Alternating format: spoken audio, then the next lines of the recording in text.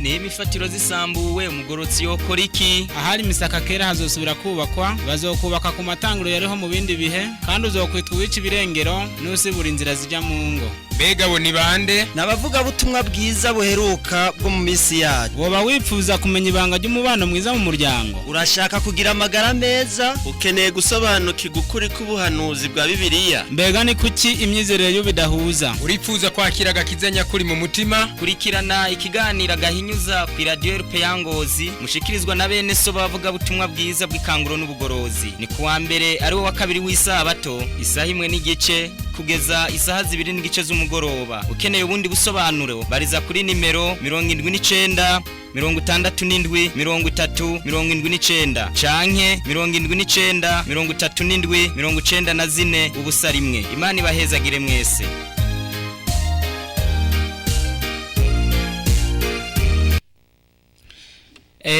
Turabaramukije turabahaye mwiriwe mwese muduteze amatwi abakuze abato abatamakazi n'abatama kandi turabipfuriza amahoro y'Imana ngo abane namwe muri uyu mugoroba tukaba turi bene so basanzwe bavuga ubutumwa bw'ikanguro n'ubugorozi muri kino kiganiro c'agahinyuza nkuko mutwumva uyu munsi rero kuri mikro mukaba muri kumwe na mwene so ndayinginga Eraste hanyuma hano muri tse turi kumwe n'undi mukozi w'Imana nyene mumenyereye yitwa Nshimirimana Eric uyu munsi rero nitwe tuza guteramana muri kino kiganiro cyo kuri uyu munsi aho tuza gusangira ijambo ry'Imana rero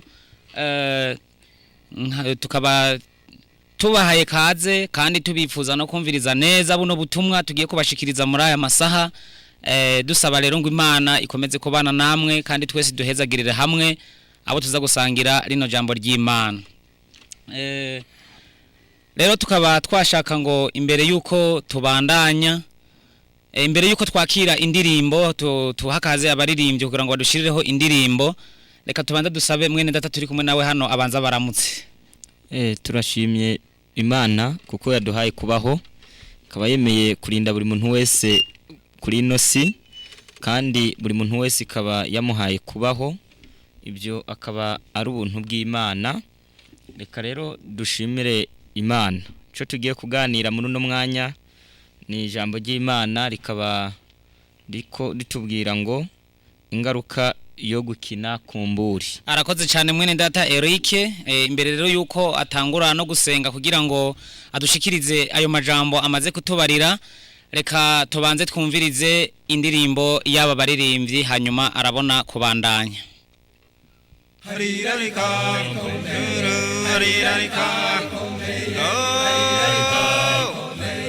Yewe mwana w'umuntu we uyu munsi ijambo ry'Imana rirakurarika rigira riti yemwe abarushe n'abaremerewe nimuze munsange ndabaruhura kandi uwumvira ijambo wese ntinangire umutima kuko iki nicyo gihe cyo gukirizwamo. Yesu ati dore mpagaze ku rugi ndakomanga umuntu niyumva ijwi ryanjye agakingura nzinjiriwe dusangire. Uyu munsi hari irarika rikomeye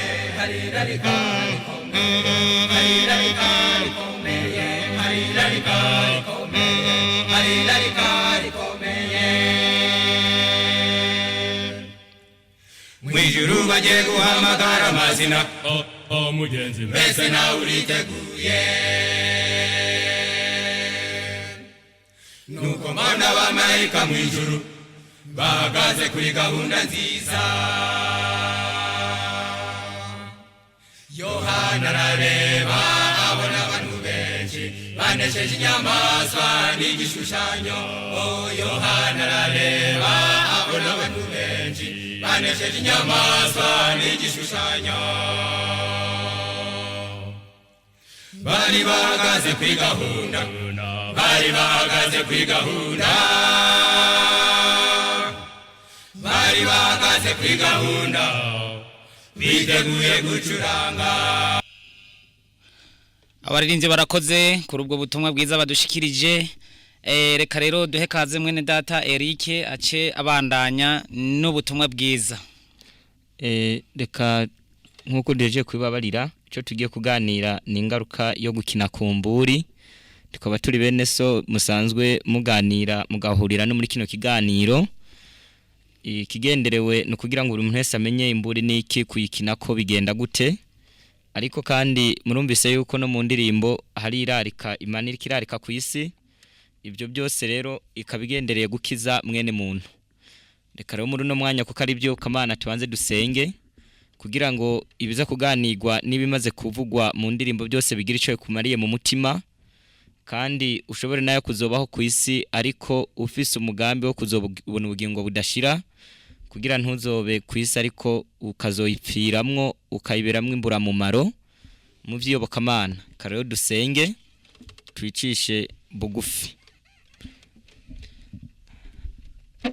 Turagushimiye data twese uri mu ijuru watanze ijambo ryawe ku isi ngo rivugwe muri uno mwanya uha abantu kumva ibyo wategetse muri ryo tusajye mu izina rya Yesu Amen.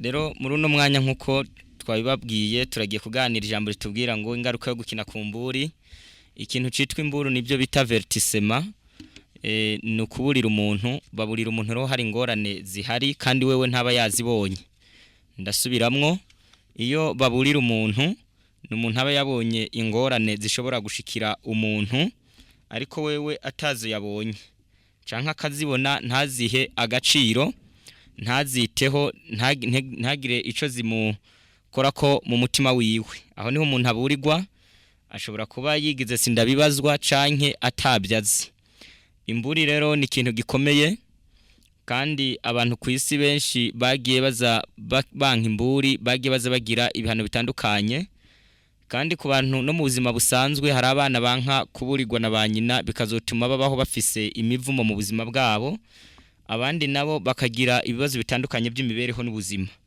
niyo mpamvu ikintu citwa imburi kirakomeye muciteho neza mucumve neza muri Bibiliya mu gitabo c'abanyefeso igice ca 5 guhera ku murongo wa 15 kuza kwa 16 handitse amajambo yavuzwe n'Imana bisaba buri muntu wese yumve reka dusabe mwene data Erasto asome. Turasoma mu izina rya Yesu nuko mwirinde cyane uburyo mugenda moye kugenda nk'imbura bwenge ariko mugende nk'abanyabwenge mugura uburyo mubugwiza kuko iminsi ari mibi. Iminsi ni mibi mu gihe ca Paulo we yabona iminsi ari mibi ariko tuwe turi mu gihe gisa n'icyanyuma ku isi iyi si ubu nimbi kurusha uko yari imeze mu gihe ciwe abo mu gihe ciwe yarababwiye ati muragabe umuntu wese azagenda neza yo kugenda nk'imbura bwenge agura uburyo bugwiza kuko iminsi ari mibi iyi gihe hari kibi kandi kibi kaba bisaba nawe ngo kibe muri mwiza birasaba ugende nk'umunyabwenge ibyo rero birabyara iki mu gitabo c'abaheburayo igice ca 12 umurongo wa 45 gusa kwa 49 hatubwira ijambo rikomeye ritwereka icino mburi no kwikina ko bivyara turasaba romwe ne data some namwe mukurikirane n'abaheburayo 12 umurongo wa 45 kugeza kwa 29. Mwirinde ntimwanke kumva iri kwiravuga babandi ko batakize hamwe banka uwababuriye mwisi tweho tuzorushiriza cyane kudakira namba dutera ibitugu ituburira iri mu ijuru ijwi ryayo ryanyiganyigije isi ico gihe ariko none hirasezeranye iti hasigaye rimwe ngatigitisha si isi gusa ariko n'ijuru naryo iryo jambo ngo hasigaye rimwe ryerekana gukurwaho kw'ibinyiganyizwa kuko ari vyaremwe kugira ngo ibitashobora kunyiganyizwa bigumeho nico gituma kuko twakira ubwami budashobora kunyiganyizwa dukwiye gukenguruka kugira ngo tubone ingene dukorera Imana tuyihimbaye tuyubaha tuyitinya kuko Imana yacu ari umuriro utongora. Imana buri muntu wese muhe kumva neza Imana n'umuriro utongora ico ni kimwe kandi dusanze ngo hasigaye rimwe gakuraho isi iyi si mubona iyi abantu babako nawe ubako iyi nyene ubona ukabona yararyoshe yiriki ibirangaza n'ibyaha by'uburyo bwinshi ariko ngo hasigaye rimwe gusa Imana ikayikuraho itarayikuraho itweretse yuko n'ayandi masi n'ikindi gihe igeze kubikora niyo mpamvu buri muntu wese rero bisaba ngo ite kumburi niko ijambo ry'Imana ritubariye kubw'ibyo reka buri muntu wese yongere yumve neza Imana ikintu cyo kuburira abantu naco yaragipanze mu migambi yayo kugira buri muntu wese azopfe yizize. Ibyo rero birakomeye kuko mu mirongo iri muri Bibiliya ijambo ry'Imana ijambo ryitwa imburi ririmo. Naho kwisi hari abantu bafise imburi z'ibinyoma, umuntu akaduka ngo Imana intumye ngo kandi ari wabyitumye. Iyo umuntu abwira abantu imbura babwira iby'Imana byapfuye muri bo no mu mibereho yabo. Ibyo rero biba byarishwe, isi kaba yarabyishe canke umuntu runaka, ibyo Imana ikamutuma imugabo naho nyine akaza atari karabeza byerekwa ahubwo abisoma, umuntu bamuburira bamwereka ibintu bigaragara biriho biri no mu byanditswe byera. Imburi rero y'Imana muri no si birasaba yitabweho nkuko mu mazi iminsi mukurikirana bino biganiro tubashikiriza. Bamwe bafise ibyo bumviriza bakumva bibakoze ko ku mutima, abandi bakajya umutima amenyo, abandi ngo ntabyo no kwizera, abandi nyene mu bundi buryo butandukanye. Ariko ijambo ry'Imana ryo ntirivaho, ntigihana naho umuntu yoreka kuyihana ngo ahindukire. Niyo mpamvu kuri ino ngingo bisaba buri muntu wese abikurikirane neza. Umuntu rero Imana amupangiye kumuburira ishaka kumukiza. Muri Ezekiel 33 umurongo wa 4 gushitsa ku murongo w'indwi mwene data arahasoma kugira ngo mwumve neza ico Imana yari igendereye kugira umuntu ishobore kumuburira. Nuko wo kumva ijwi ry'inzamba wese agakina kumburi, inkota ikaza ikamugahura, amaraso yiwe azoba ku mutwe wiwe ubwiwe. Yumvise ijwi ry'inzamba ariko yakinye kumburi, amaraso yiwe azoba kuri we, ariko yaba yarumviye imburi yokijije amagara yiwe. Ariko iyo nderetse niyabona inkota ije ntivuze inzamba abantu ngo baburirwe, inkota ikaza ikarigata ikagira uwo igahura muri bo, uwo azoba gahuri mu bigabitanyo vyiwe, ariko amaraso yiwe nzoyarondera kuri iyo nderetsi. Niko nawe wa mwana w'umuntu nagushizeho kubera ab'inzu ya Isirayeli inderetsi. Nuko wumva ijambo riva mu kanwa kanje ubashikirize imburi. Ezekiel yarategetswe gufata ijambo rivuye mu kanwa k'Imana akabashikiriza imburi. Iyo bavuze imburi rero ni ijambo ry'Imana, ntabwo ari ry'abantu, si migenzo, si binyoma, si ibintu umuntu aremaremye by'inyigisho bitaboneka mu byanditswe byera, ahubwo abari ijambo ry'Imana ryuzuye ryo ritagabanije. Biba bisaba ngo buri muntu wese yumve neza. Noneho reka buri muntu wese yongere yumve ngo batubwiye inderetsi nazo zitazi kuburira abantu. Uwo muntu w'inderetsi nawe ataburira abantu bakazorimbuka kandi yarafise imburi nawe azobabazwa. Kandi umuntu azoho na yaraburiwe nawe bitewe nuko atumvise yakomantaje umutima, ubuzima bwiwe azobubazwa ku iticiwe. Niyo mpamvu yaba umuntu aburira abantu azamenya neza ibyo ababurira. Mu gitabo ca Yeremiya mu gice ca 6 hatubwira amajambo atubwira ko abantu muri kino gihe bababwiriza iby'amahoro, bagasemerera ngo namahoro n'amahoro kandi atayo. Ibyo nibyo isimenyereye, ibyo nibyo bibwirizwa bigezeho. Umubwiriza abwiriza uko niwe wa mbere agezweho ku isi, ariko abantu bavuga ijambo nkuko ryavuzwe n'Imana abo ntabwo bakunda kuba bumviwe neza. Ni mu Yeremiya igice ca 6 umurongo wa 14 haranditse ngo bavuye igikomere c'abantu banje imirenza ko bavuga bati namahoro n'amahoro kandi nta mahoro ariho. Mbega hari isoni bagize bamaze gukora ibizira, eka nta dusoni bagize namba nta nukumaramara. Nico gituma bazotemba n'abari ku mutembo, igihe nzobazira bazogwaho nijo horaho mbivuze. Imana isanze hari abandi nabo bazababurira ibinyoma bakabwira abantu namahoro kandi nta mahoro ariho.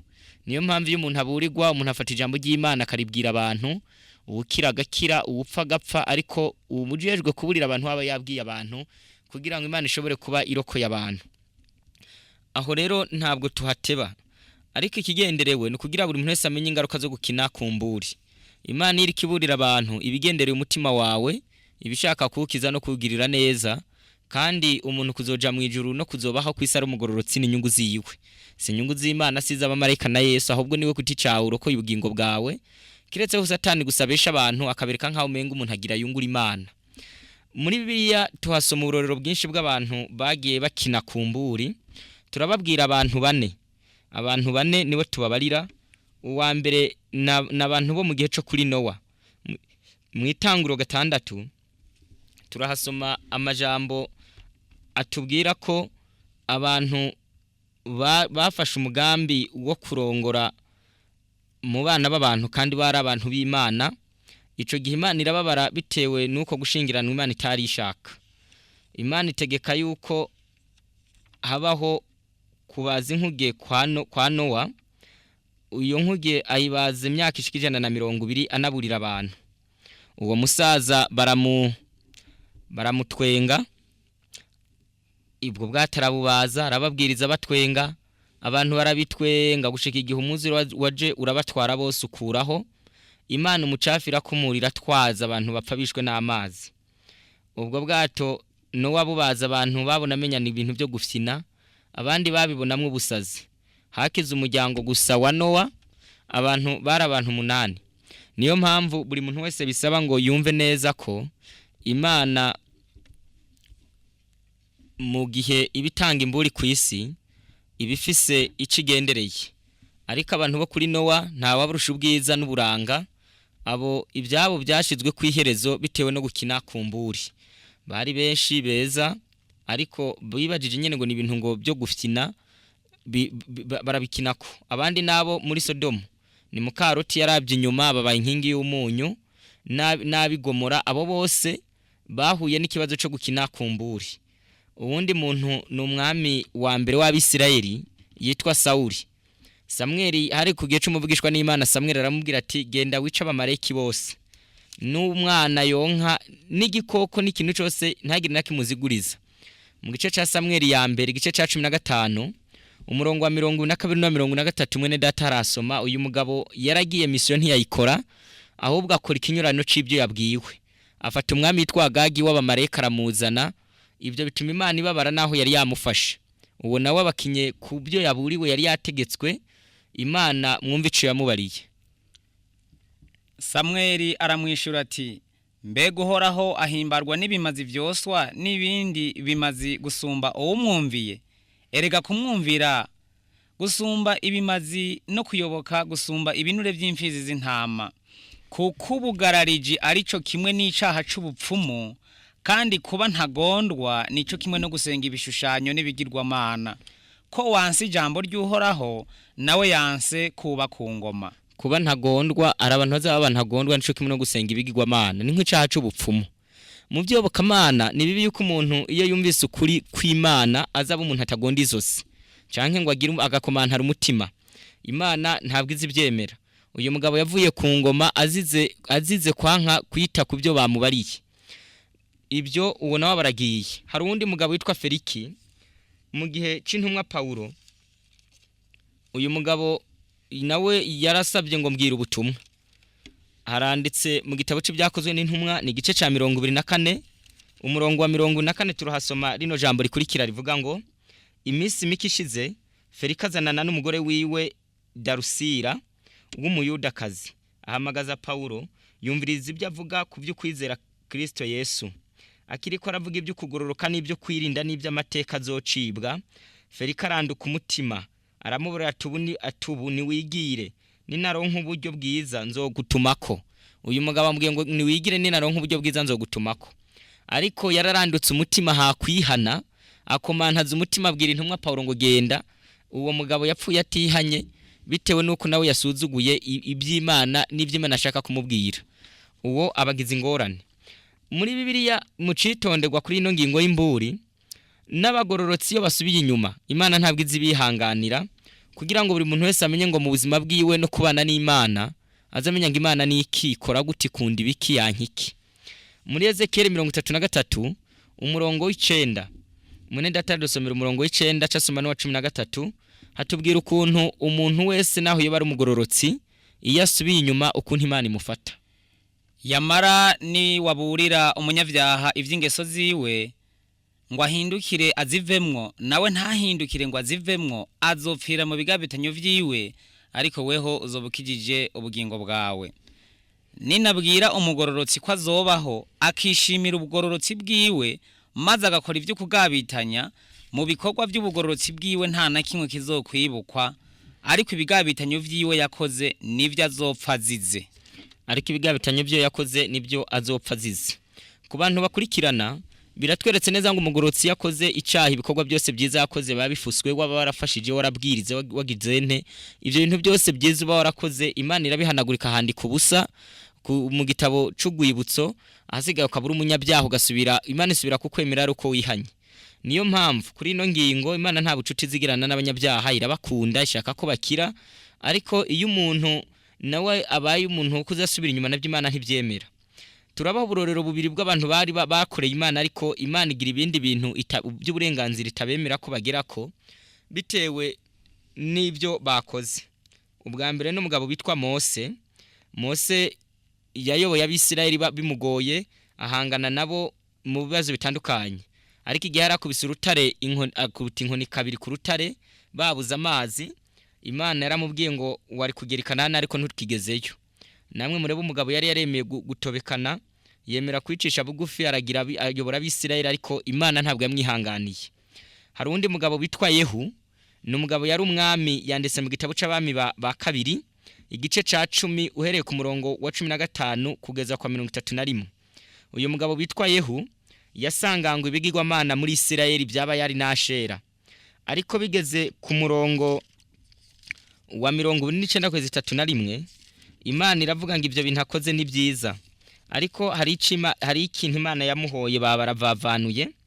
Haranditse abami ba kabiri igice c'10 umurongo wa 49 haranditse ngo ariko rero Yehu ntiyaretse gukurikira ibyaha bya Yeroboamu mwene Nebati, naho yari yakoreye Imana yemeye, ariko ntabwo kureka ibyaha bya Yeroboamu ntabwo yabiretse. Ivyo yakoze akabikwegeramwa ab'Isirayeli n'ibyo bishushanyo by'amamasa byacuzwe mu zahabu byari Beteli ni Dani.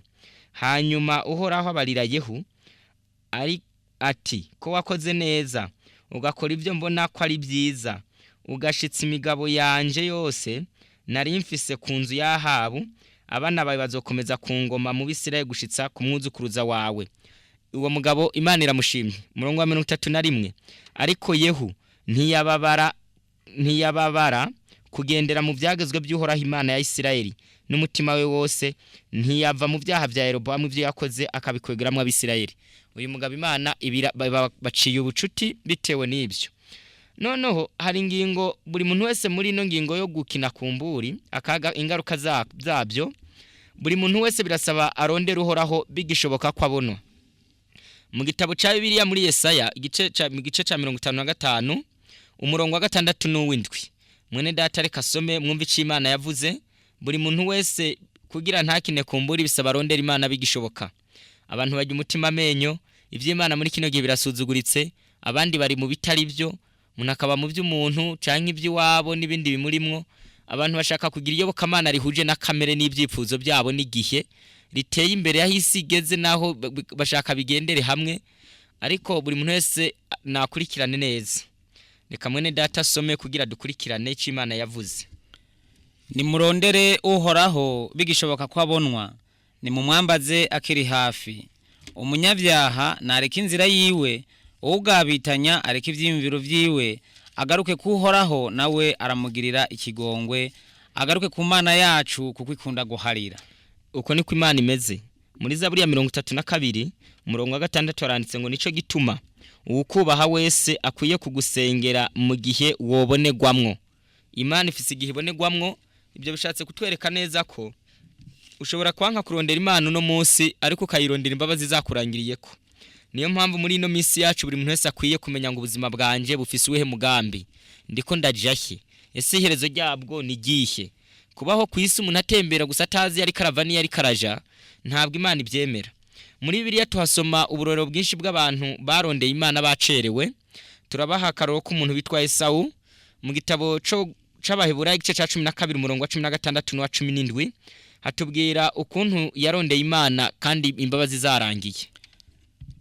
Ntihabeho umushakanyi canke igihumane nka Esawu yaguranye ibyo kubasamuragwa kwiwe ingaburo imwe, kuko muzi yuko hanyuma hamwe yagomba kuragwa umugisha atemerewe kuko atabonye uburyo bwo kwihana, naho yawurondera cane arira. Yarawurondera arira, ariko uburyo bwo kwihana bwari bwarenganye. Uwo nawe yarondeye Imana kinakumburi ayirondera byamucitse. Muri Matayo igice ca 27 umurongo wa 3 za kwa 5 batubwira undi mugabo bitwa Yuda yagurishije umwana w'Imana aza kubona yuko yakoze icaha n'amafuti kandi ikiba cabaye. Haranditse ngo maze Yuda yamuguze abonye Yesu ko bamutsindishije aricuza asubiza abaherezi bakuru n'abashinga ntahe za ntete z'ifeza 30 ati nacumuye naguze amaraso y'utagira icaha. Nabo baramwishura bati biradutwaye iki ni ibyawe. Aterera izo ntete z'ifeza aheraho urusengero aragenda arimanika. Uyu amaherezo yo yari yahuye ariko azize kubona yanse kwihana kare akaza kwihana byarangiye. Buri muntu wese rero niyumve neza ko ijambo ry'Imana ryose rimaze kugutsinda n'iryo wumvise biba bisaba ngo ikintu cyose Imana yakuburiye uciteho ucitondeye kugira ngo ushobore kubaho amahoro. Iyi mirongo yo mu byanditswe byera nayo muyiteho. Ijya mbere ni mu Baheburayo igice n'icya 2 umurongo wa 1 n'uwa 3. Irindi ni muri Petero ya 2 igice n'icya 2 umurongo wa 4 kuza ku 8. Aho se turahasoma. Reka mwene data adusomere mu gitabo c'Abaheburayo igice n'icya 2 umurongo wa 1 kuza ku 3. Haranditse ngo ntitwanjanjwe kugakiza. Nico gituma dukwiye kurushiriza kwitwararika ivyo twumvise kugira ngo ntitutwagwe akayombekere tukabivamwo. Kuko ijambo ryavugiwe mu kanwa k'abamarayika ryagumyeho kandi ibicumuro byose no kutaryumvira bikagererwa ingero bikwiranye.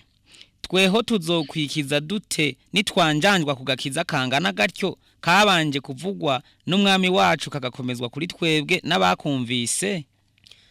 Ijambo ry'Imana yatubwiye yuko ijambo ryose ry'Imana no kutaryumvira bifise ibihano byagenewe. Buri muntu wese rero akwiye kuzayitonda akamenya ngo icyo Imana yavuze gifise n'igihano kandi ngo ntabwo dushobora kwanjanirwa kugakiza kangana gatyo ngo natwe tuzohigwe.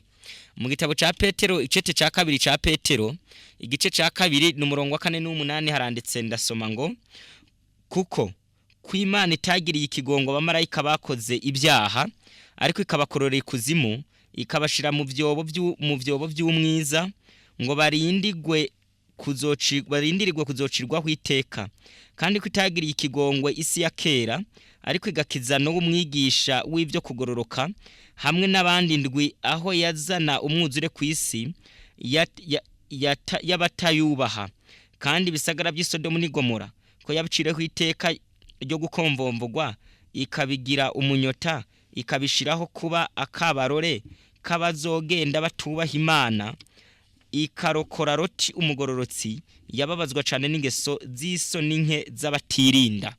Uyu mugabo Imana iravuze ngo aba bantu bose yarabakuyeho ibya bisagara by'Isodomu n'isi ya kera n'Igomora yabishireho ngo biba kabarore k'abantu bose bazogenda batubaha Imana.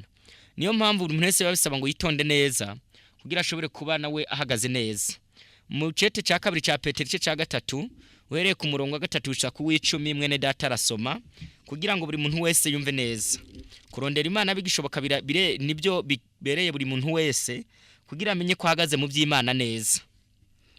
Ijya mbere mukwiye kumenya nuko mu minsi y'iherezo hazoba bacokorana bakurikira ukwifuza kwabo babaza bati isezerano ryo kuza kwiwe riri hehe?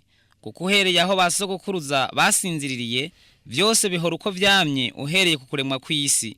Kuko biyobagiza ibigirankana yuko kera hari amajuru n'isi yakuwe mu mazi n'ijambo ry'Imana rikayirema mu mazi. Ibyo vyatumye isi ya kera amazi ayirengera iratikira. Ariko amajuru y'ubu be n'isi iryo jambo ryabibikiwe kuzosha kugira ngo birindwe gushika ku munsi w'amateka wo gutikira kw'abatubaha Imana. Murongo w'icenda umwami Imana ntitebeje isezerano ryayo uko bamwe biyumvira kuri tevya ariko yihanganira mwebwe ntigomba ko hagira bahona ariko igomba yuko bose bihana. Ariko umunsi w'umwami wacu uzoza nk'igisuma aho amajuru azovaho hakabukwasana guhambaye ivyitanguriro byose bigashongeshwa n'ikibengebenge gikaze isi n'ibikorwa biri kuri yo bigatongoka. Imana ifise umugambi wo gutongora isi. Iyo utongoje umuriro kandi abantu nabo muri kino gihe nabo bavuga ngo Imana yatevye ngo birihe. Buri muntu wese rero birasaba ngo amenye neza ko buri muntu wese akwiye gutegura ubuzima bwiwe kugira ngo ashobore kumenya uruhande yegamiyemo. Mu gusubira mu byagezwe igice ca 28 guhera ku 62 mu kwezi kwa 63 hari ukundi kuntu Imana iteye kuri ino ngingo haranditse ngo kandi muzosigara muri inkehwa naho muzoba mwanganya ubwinshi n'inyenyeri zo kwijuru. Abantu Imana ivuze ko bazosigara ari inkehwa naho bo babanganya ubwinshi n'inyenyeri zo kwijuru kuko muzoba mutumviye Uhoraho Imana yanyu. Umurongo wa 63 kandi nkuko Uhoraho yamuhimbara kubagirira neza no kubagwiza niko bizomuhimbara kubahonya no kubatikiza muzorandurwa mu gihugu mugiye kwinjira ngo mucegukire. Imana ihimbagwa no kugira abantu benshi no kubahonya ibyo byose ntaco Imana bitwaye. Iyo abantu banse kuyumvira bagakina kumburi y'ibyo babwira Imana ipanga kubica. Rero buri muntu wese akwiye kwitwararika ico yumva kugira ngo ashobore kuba baye umuntu w'Imana. Kuri ino ngingo yo kurondera Imana umuntu bigishoboka ko abonwa hano mu gusura mu byagezwe ice ca 49 umurongo wa 19 haranditse ngo ntihaze hagira uwumva amajambo y'uyu muvumo ngo yihende mu mutima we ati nzoba amahoro naho nopfa ko ngenze. Ibyo byo bari kurandurana ibitotaye n'ivyumye. Uko nuko buri muntu wese rero niyumve neza ko Imana mu migambi yayo ishaka ko abantu bayimenya neza bakita ku ijambo ryayo n'imburi yayo. Niyo mpamvu mu majambo yose umuntu aba yumva abwirizwa n'ayandi asoma benshi bakunda kujya umutima amenyo akinangira umutima akavuga ngo ntabyo ngo nta kundi ngo nyene ngo urumva ngo je ngo nabisanzeho iby'Imana wasanzeho urizera ibyo muri Bibiliya n'ibindi bitandukanye by'ukuri. Ariko umuntu wese namenye neza ngo Imana imburi inyuma y'izi mburi itegezwa kuzokuraho isi kuko Imana ntabwo igendereye kuzogumiza ino si hano kandi ifise ibyaha no kutumvira. Kuri ino ngingo reka mwene data dusomere igitabo ca Yuda ni ku murongo wa 14 na 16 mukurikirane neza kugira ngo buri muntu wese amenye neza ic'Imana ishaka. Kandi Henoke niwe yagira indwi uhereye kuri Adamu yavugishijwe n'Imana ivyabo ati Uhoraho yazananye n'amasinzi yabera biwe kugira ngo acire bose amateka no kwemeza abatubaha Imana bose ko batsinzwe ku bikorwa byose byo kutubaha Imana bakoze batayubaha n'amagambo yose akomeye abanyabyaha batubaha Imana bavuze bayirwanya. Abo nabidodomba n'abanyamwikomo bagenda bakurikira ukwifuza kwabo akanwa kabo kavuga amagambo atumbaganye mu kwirarira bubahira abantu kubakuramwe amaronko. Ibyo byose mu byumve neza abantu bo mu gihe caheze Imana yarabakuyeho. Ibyo ntabwo byayiteye ubwoba n'ubu yiteguye kuzokuraho ino si naho mubona yaryoshe irimo inyigisho zitarizo irimo ibyaha biryoshe irimo iterambere rinyuranije n'ubushake bw'Imana. Ibyo byose biryoheye kamere kandi bifise umugwi w'abantu benshi babikunze. Niyo mpamvu buri muntu wese akwiye gusuzuma ibyo yizera n'imico yiwe kugira amenye neza nyimbi Imana igiye kurandura ino si nawe atazojana nayo. Tukiri kuri ino ngingo nyene ko turiko turaganira ingaruka zo kutita kumburi cyangwa ingaruka yo gukina kumburi. Twasanze buri gihe hari abantu bagiye baza bakina kumburi Imana ikabarandura kandi Imana izitanga imburi hari ibigira bibi. Imana ibucikuraho ino si birasaba rero buri muntu wese abyumve neza. Mu gitabo twegeye imbere mu gitabo c'Ibyahishuro Yohana ni igice ca 21 umurongo wa 5 n'uwa 6 turahasoma aya majambo akurikira. Haranditse ngo ivyagiye kuri ya ntebe iravuga ati raba byose ndabihindura bisha kandi atandika kuko ayo majambo arayo kwizegwa n'ay'ukuri kandi irambarira ati karabaye ndi Arufa na Omega itanguro n'iherezo ufise inyota nzomuha kunywa ku isoko y'amazi y'ubugingo ku buntu. Jambo riratubwiye ngo karabaye. Marayika Yohana ari karerekwa marayika aramubwiye ati noneho karabaye atandika umuntu wese uhereye ubafise inyota nzomuha azonywa ku mazi. Rero byari bigendereye iki nuko Imana yari ibonye neza yuko umuntu wese akwiye guhitamo ico akwiye kuba. Umuntu adafise inyota yo kunywa ku mazi y'ubugingo ashobore kwegera Yesu amugira umukristo n'ijambo ry'Imana agige kandi ribe muri we kuko ariyo mazi y'ubugingo ahembura. Ibyo uwo muntu yaraciriwe titeka. Iyi mvugo ya Bibiliya ivuga ngo karabaye nuko utategezwa kumvira ibi nawe yarabaye mundi mugabane. Ibyo byaranditswe Yohana arabyerekwa mu gitabo cy'ibyahishuriwe igice ca 22 umurongo wa 11 na 12 turasoma rino jambo. Ugabitanye nashishikara gabitanye, uwandura mu mutima nashishikare yandure mu mutima, ugorotse nashishikara gororoke, uwera nashishikare yere. Ndaza vuba nzanye ingero kugira ngo ngerere umuntu wese bikwiranye n'ibyo yakoze. Imana igiye kuza buri muntu wese muhe ibikwiranye n'ibyo yakoze. Yaba wizeye ibinyoma, yaba ufise ibyaha yanse kwihana, uwo muntu wese azogererwa ibyo yakoze. None kuri ino ngingo buri muntu wese namenye ko n'imbabazi z'Imana zizogira iherezo. Abantu bazi Imana n'inyembabazi ariko zizazigira iherezo. Iyo yinginze abantu kenshi ikabigisha mu ijambo ryayo bakanka bakagamika amazosi, Imana abo bantu zibakuraho. Noneho reka muri zino mbabazi z'Imana zizogira iherezo bizobonekera mu bintu bitatu tuza kubabwira turangiza. Ni ibintu bitatu bizogaragaza ko imbabazi z'Imana zaheze ku isi. Imana izoteza ibintu bitatu, imbabazi z'Imana zizoba zashitse ku iherezo. Nibyo tugira tubasobanurire kugira buri muntu wese abyumve neza. Icambere n'inzara igiye gutera. Hariho inzara igiye gutera yahanuwe. Ico ni cambere. Ica kabiri ni ibyago 7. Ica gatatu n'umuriro wo gutongora abanyabyaha. Ibyo bintu bitatu nibyo Imana igiye kugaragarisha yuko imbabazi zayo zamaze guhera ku isi kugira ngo buri muntu wese abyumve neza. Reka rero dusaba uri muhinga bw'ibyuma adushiremo indirimbo nayo twigishe kugira ngo buri muntu wese yongere yitereke neza mu bushake bw'Imana, amenye ko gukina kumbura ijambo ry'Imana ntabwo ari byiza. Bizotuma abantu Imana ibica, abandi nabo barimbuke, abandi nabo bapfire mu byaha n'ibinyoma. Niyo mpamvu reka buri muntu wese rero mbere yuko turumviriza ino ndirimbo asengere ku mutima kugira zirinde nayo gukina kumburi. Maze bahabwe inanga baracuranga, yego maze bahabwe inanga baracuranga, maze bahabwe inanga baracuranga, yego maze bahabwe inanga baracuranga. Bacuranga uwera, uwera we bacuranga uwera, uwera we bacuranga uwera, uwera we bacuranga uwera.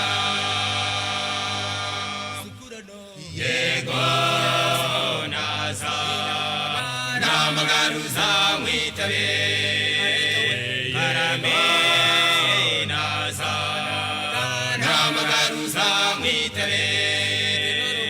Yego naza namagaruza mwitabe. Yego naza namagaruza mwitabe. Yego naza namagaruza mwitabe. Maze bahabwe inanga baracuranga, yego maze bahabwe inanga baracuranga, maze bahabwe inanga baracuranga, yego maze bahabwe inanga baracuranga. Igitaramo cyaregeho nkuko twarije kubibabwira, twaba tugiye kuraba ingingo zitatu zerekana ukuntu Imana imbabazi zayo nizahera ku isi bizoba ku isi. Buri muntu wese afite ubwenge buciyumvisha kandi atinya Imana akurikirane neza. Imana muri Bibiliya hari ubuhanuzi bwinshi yavuze n'ibindi yavugishije mu bavugishwa nayo bisaba ngo buri muntu wese yumve neza. Icambere nababwiye n'inzara. Ku isi inzara ntabwo ari nziza iteye mu gihugu, hapfa byinshi, abantu barapfa, ubutunzi bw'igihugu busubira inyuma, n'abanyagihugu bikazobasaba kongera kwisana busha. Muri Amosi igice 8 umurongo wa 11 tuhasoma ubuhanuzi bwavugishijwe n'umuvugishwa n'Imana Amosi. Ntabwo buraba ariko buzoba, burindire butegerezwa kuba. Reka mwene data some mwumve icavugishijwe n'icahanuwe. Amosi 8:11 hati iminsi izoza ni ko umwami uhoraho agize nzoteza inzara mu gihugu ntizoba ari inzara y'ibyo kurya canke inyota y'amazi ariko izoba ariyo kumva amajambo yanje jewe uhoraho kandi bazonyavuta bakubite ku kiyaga baje ku kindi bazojarajara bakubite niburaruko baje niburasirazuba kugira ngo barondere ijambo ry'uhoraho yamara ntibazoribona kuri uwo munsi inkumi nziza nziza n'abasore bazorabikwa n'inyota ubu buhanuzi ntabwo ari bwiza burababaje kubona abantu bariko barirukanga bameze nk'abantu bagize ikibazo cyo mu bwenge basaze bariko barahiga ijambo ry'Imana bikubita ku kiyaga baja ku kindi ni nko kuva ngaho kwa muntu akava nko kuri Coho akikubita kuri Tanganyika akava kuri Tanganyika aja kuri nko za Victoria akava ngaho akikubita kuri za Mere Rouge ibyo byose bizoba ariko abantu bariko bahiga ijambo ry'Imana Imana regiye guteza inzara ku isi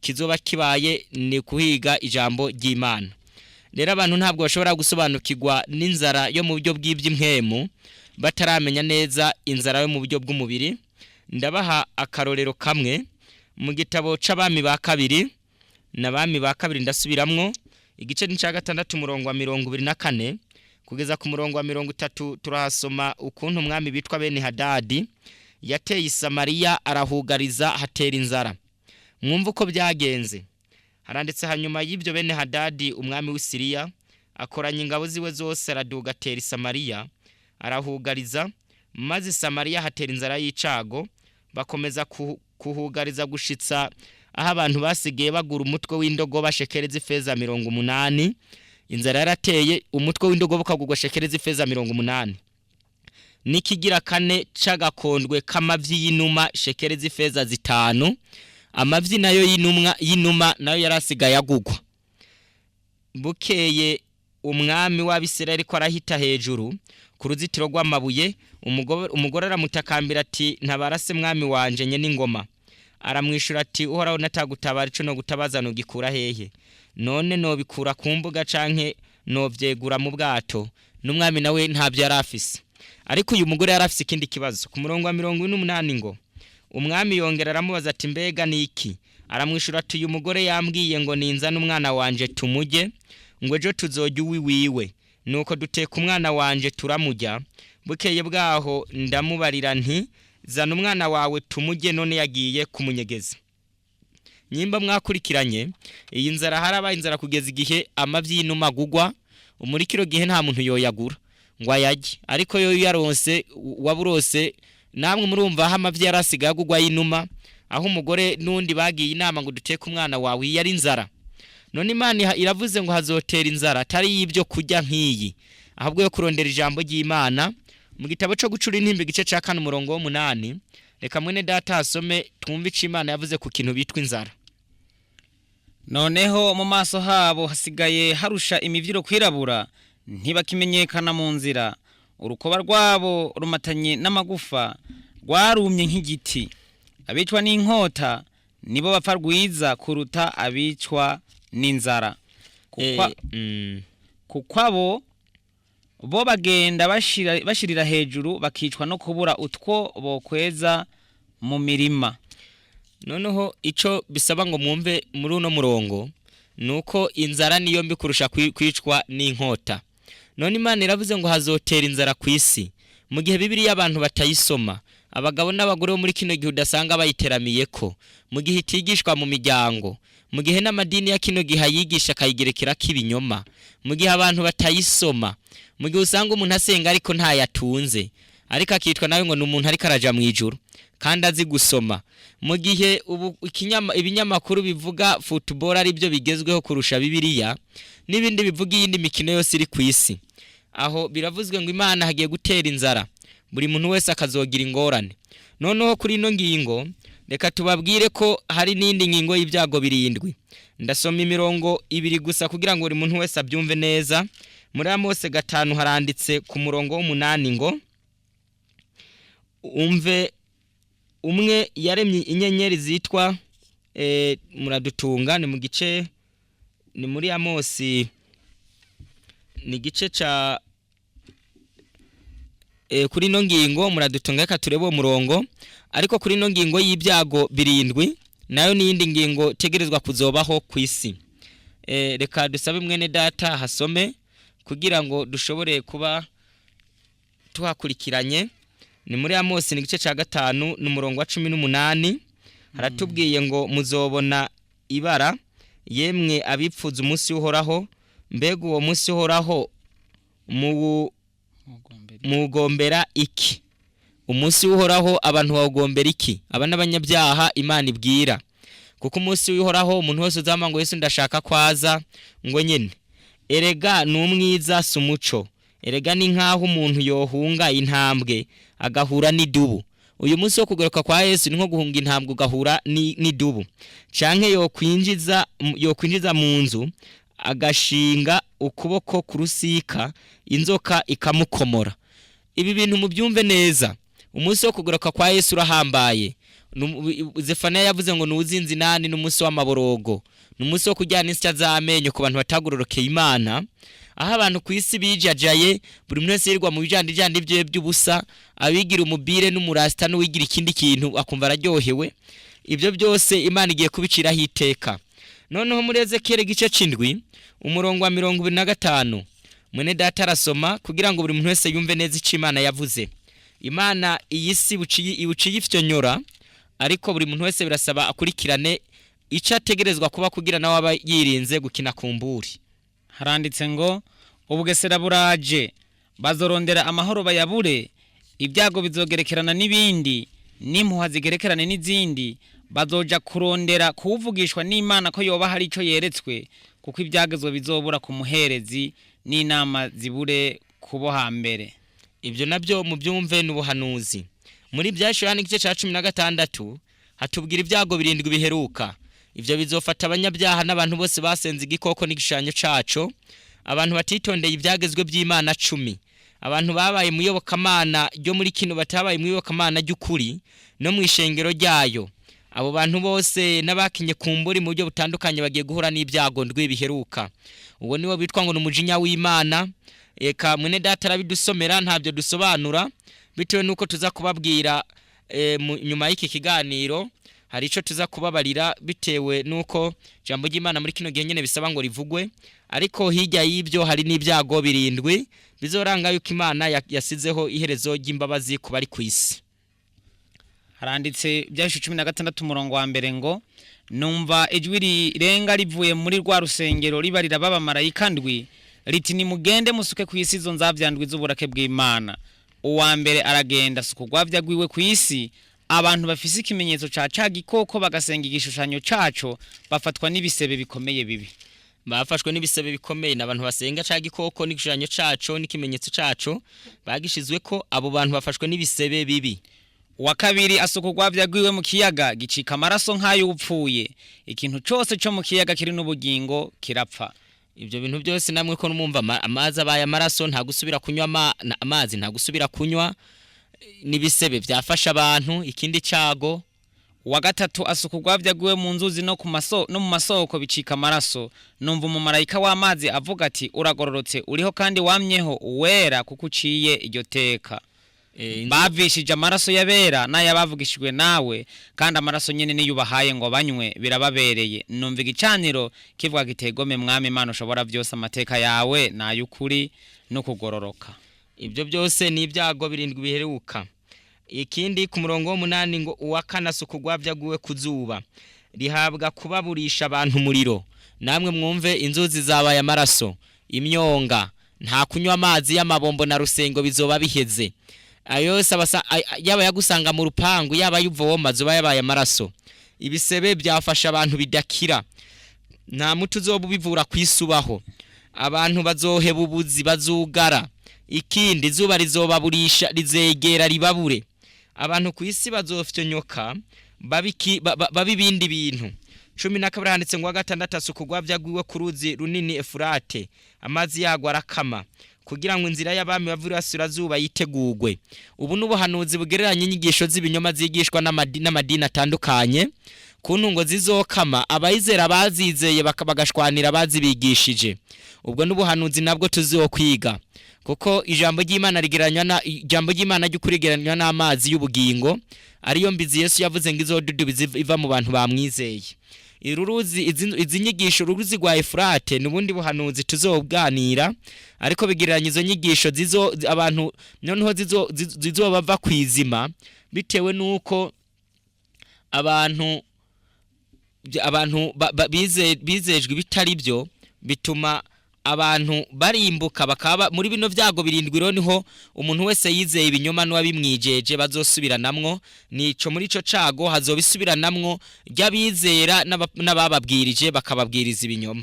Ivyo n'ibindi vyago bikurikira namwe muzobisoma muri kino gice ca 16.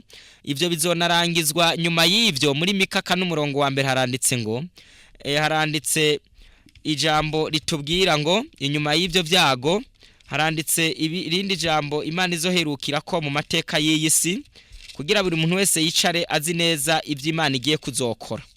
Haranditse muri kino gitabo ca Mika igice ni ca 4 umurongo wa mbere, haranditse ano majambo avuga ngo eheraba umunsi uraje waka nkitanure, abibone n'inkozi z'ibi bose bazobishingwe, kandi uwo munsi ugira uzobatongora nikoranye n'ingabo agize, nta nagashitsi canka agashami uzobasigarana. Imana yiteguye kuzotongoza abanyabyaha umuriro, nigo rupfu rwa kabiri. Uko ahantu hose Satani n'abanyabyaha n'abamukoreye n'abatumvira ijambo ry'Imana bazoba bashizwe ko iherezo. Rero bitaragenda uko Imana itaramara kurimbura ino si, reka buri muntu wese yongera amenye ngo muri Matayo 11 umurongo wa 28 n'uwa 29 haranditse ngo nimuze abarushe n'abaremerewe mwese ndabaruhura, muze mwikoreze ingata yanje kuko ndumugwa neza niyoroheje mu mutima. Yesu ubu niwe buhungira abantu bakwiye guhungira ko, akabakorera ibintu bibiri bikomeye, akabakiza icaha bakavyaga ubwa kabiri bakaba abantu b'Imana, bakabaha ubukristo ingeso zari ziri muri we akazibashiramwo, bakagira umutima wari muri we, akongera akabakiza n'ikinyoma mwiyobokamana kuko nawe yaravuze ngo bansengera ubusa kuko inyigisho bigisha ari byagezwe n'abantu. Ivyo bizotuma abantu bongera kumenya neza ishengero ry'Imana icari cyo, kuko ririho kwisi ridakorera inyungu n'ibihembo, nta vangura ry'amoko, yitondera ibyagezwe 10, rirafasha umukuru muri bo nukorera abandi. Iryo shengero ntabwo gihuza n'isi n'iyindi myigishirize yose itaboneka muri Bibiliya, ntirigira imigenzo y'uburere n'ibihuga, ahubwo rigira imigenzo y'ijuru. Iryo shengero ry'Imana ku isi bigasaba ngo ryongere ribeho ritagira ubukuru nk'ubwa cami, kugira ngo buri muntu wese amenye neza iby'Imana yavuze. Yesu rero niwe buhungiro, niwe ararika abantu bose kugira ashobore kugira ashobore kubaruhura, waba umutwaro w'ibyaha canke uw'ibinyoma. Twari kungingi tubwira ngo akaga ko gukina kumburi canke ingorane canke ingaruka. Imburi rero abazikinye ko bagize ingorane zitandukanye, n'ubu dusanze abazokina kuri zino mburi z'ijambo ry'Imana abantu bama babwirwa, naho kwisi hari abasenga benshi, ariko kuri kw'Imana ni kumwe, kurabwirizwa kuravugwa. Naho ushobora kumva yuko hari bimwe wahora wizera usanze ko nako bimaze kunyuranya na Bibiliya. Ibyo rero nawe ushobora umaze igihe ubizi warabyize, gukina kumbura umaze kwiga nawe ukisomera ntabwo ari byo, ni icaha. Inyuma y'ibyo umuntu abandanije kubikinako agakina kumburi y'Imana, hari inzara twasomye igiye gutera, hari ibyago 7 biheruka, hari n'umuriro ugiye gutongora abanyabyaha. Abazoba barahungiye muri Yesu akabatunganya bakaba mu ishengero ry'Imana, abo nibo bazokira ibyago 7. Iyo nzara ntizobafata, kandi uyu muriro ntabwo uzobakorako, ahubwo azobarabera n'abaziranenge mu bwami bw'Imana. Rero reka muri uno mwanya buri muntu wese Imana imwumvisha ibyo. Ndumva aha turagarukirije hano, ariko turasigaranye uwundi mwanya.